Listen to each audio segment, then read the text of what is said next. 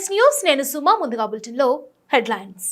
జగిత్యాల జిల్లా మెట్పల్లి పట్టణంలోని లక్ష్మీ థియేటర్ సమీపంలో నివాసం ఉండే ఏలేటి రమేష్ అనే యువకుడు మమ్మల్ని దుబాయ్లో మంచి పని ఉందని నమ్మబలికి ఒక్కొక్కరి వద్ద నుండి దాదాపు 60,000 రూపాయలను వసూలు చేశాడని, మాలో కొంతమంది టికెట్ బుక్ చేయించి దుబాయ్ పంపిస్తానని వీసా కాపీలు ఇవ్వగా ఎయిర్పోర్ట్ వరకు వెళ్లి ఇవి నకిలీ వీసాలను చెప్పి మమ్మల్ని రిటర్న్ పంపారని, నకిలీ వీసాలు ఇచ్చి మమ్మల్ని మోసం చేసిన ఏజెంట్పై అధికారులు చర్యలు తీసుకోవాలి, మాకు న్యాయం చేయాలని దాదాపు 60 మంది బాధితులు కోరారు.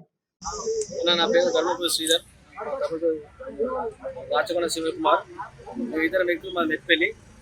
నేను వైఎస్ఆర్ అర్బన్ కాలనీలో ఉంటాను. మా ఇంటి ముందరి ఏజెంట్ అనే వ్యక్తి మా ఇంటి ముందర ఉంటుండే.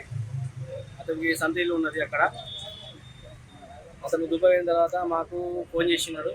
ఫోన్ చేసి మీరు ఎందులో అంత కష్టపడతారు, ఇక్కడ పైసా బాగున్నది, అంత మంచి ఉంది, మీరు గవర్నమెంట్ని అన్ని తెలియని చూసుకుంటా, మీరు రాండి అని ఆశ పెట్టినాడు. మీరు అంత కష్టపడితే నెలకి 20,000 వస్తున్నాయి కదా, అక్కడికి అంతా 50,000 వస్తాయి, సంపాదించుకోవచ్చని మాట మాట్లాడినాడు.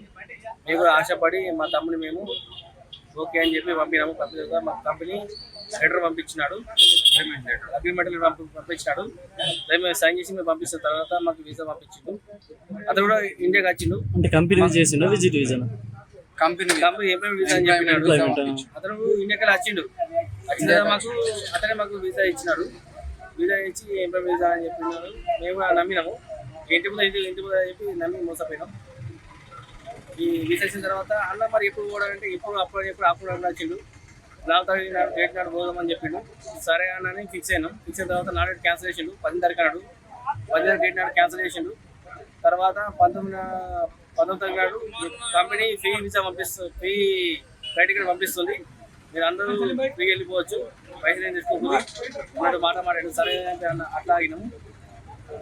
తర్వాత 24 నాడు మళ్ళీ కంపెనీ టికెట్ పంపిస్తుంది, మీరే పైసలు రా అని చెప్పిండు. సరే అని చెప్పి మేము మాకున్న విధంగా మేము ఫ్లైట్ టికెట్ బుక్ చేసుకున్నాము. మేము వాడికి తర్వాత ఎయిర్పోర్ట్కి వెళ్ళినాము. లోపలికి వెళ్ళిన తర్వాత బోర్డింగ్ పాస్ తర్వాత మాకు ఈ ఫ్లైట్ వీసా ఫెయిల్ అని చెప్పి ఫేక్ అని చెప్పారు. మేము ఆడికి ఎన్ని తిరిగి వచ్చాము. నాతో పాటు అక్కడ నేను ఇద్దరం అనుకున్నాను, కానీ మాతో పాటు ఇంకా చాలా మంది వచ్చి ఇట్లా వచ్చారు. 18 మంది డబ్బులు అలా మేము డబ్బులు వీసా దానికి ఫ్లైట్ టికెట్ అంటే మాకు 50 దాకా వచ్చినది. మేము నిన్న మునిగిపోయాము. మా జీవన ఆధారంగా పని కూడా వదులుకున్నాము. ఇతర మాటలు నమ్మి ఇప్పుడు జీవన ఆధారం లేకుండా పోయింది మాకు. మేము ఈరోజు మెట్పల్లి వచ్చినాము. ఎస్ఎస్ఆర్ని కలిసాము, ఫిర్యాదు చేసాము. సార్ చర్య తీసుకుంటామని చెప్పారు. మాకు సరైన ఉన్నాయని. నా పేరు రాచకొండ శివకుమారు. నాకు పలానా వ్యక్తి శ్రీధర్ అనే వ్యక్తితోటి అన్న అని చెప్పి నేను వీసా పెట్టిన. వీసా పెడితే వీసాకు గిన్నె అయితే అందరి దగ్గర గిన్నె తీసుకున్నాను, నీ దగ్గర 30,000 తీసుకున్నాను అని చెప్పి అంటే 29,000 ఇచ్చిన. అన్న అయిపోగా కూడా వీసా పంపిస్తా, అప్పుడు పంపిస్తా, ఇప్పుడు పంపిస్తా అని చెప్పి నాకు మొత్తం ఫ్లైట్ టికెట్ కంపెనీ ఎత్తుందని చెప్పి మళ్ళీ కంపెనీ ఎత్తలే అని చెప్పి నాకు మళ్ళీ ఫ్లైట్ టికెట్ సపరేట్గా బుకింగ్ చేయించాను.